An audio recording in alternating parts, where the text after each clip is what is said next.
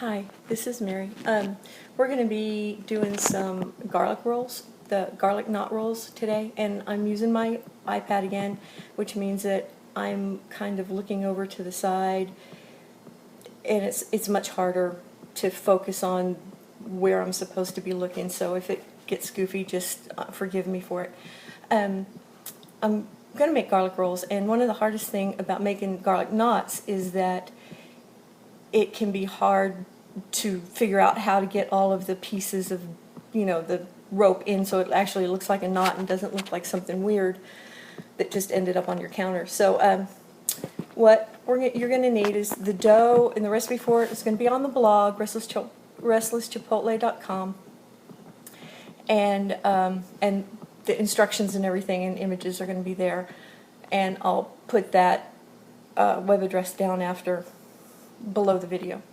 So we've got the dough. I'm going to turn it around here. We've got the dough. Hope you can see that. Hope you can hear it. And the first thing you gotta do is take off your rings. If you don't have a really cool marble pastry board like I do, then you may need to use some flour and dust your countertop. I usually don't need to do that because Mark, when he redid the kitchen, put in this really cool marble pastry board. What you're going to do, and this is so easy, is it's just like Play-Doh, okay? So you're going to roll it out in a long thing like this. You've got a long string, and take it around so you've got a loop. Take this through the loop, so now you've got this knot.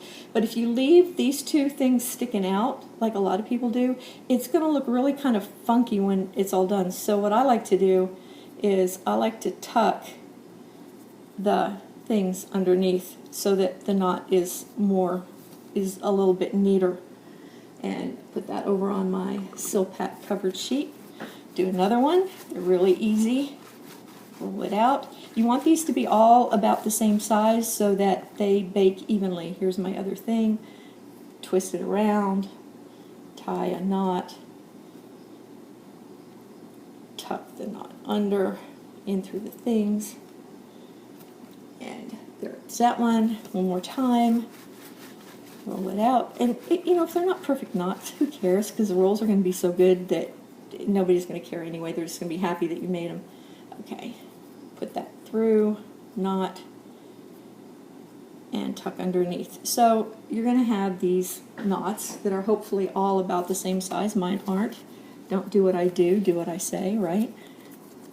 Sorry for the arms keep getting in the way. Roll it out. Another thing you can do is you can just, like, if you want to, roll them out and just leave them in like breadsticks. Or you can, some people, when they knot them, put the knot in at the top like that and then leave that hanging out. But I really don't like how that looks. So again, I always just sort of tuck the ends in so that they don't look silly. Once these are all made, they're going to rise for about 30 minutes or so. Or one of the things that I do is if you have more time, like I'm doing this at noon, and we're not going to eat these until dinner time. So what I'm probably going to do is I'm going to take these when I get them all shaped, and I have a lot of them to do. I'm going to put them, I'm going to cover them and put them in the refrigerator and let them rise in the refrigerator. They'll still rise by dinner time, but it'll be a little slower, and then I can just throw them in the oven and have them fresh and hot at dinner time. So that's about it. You just roll them. They don't have to be perfect. They'll come out just fine.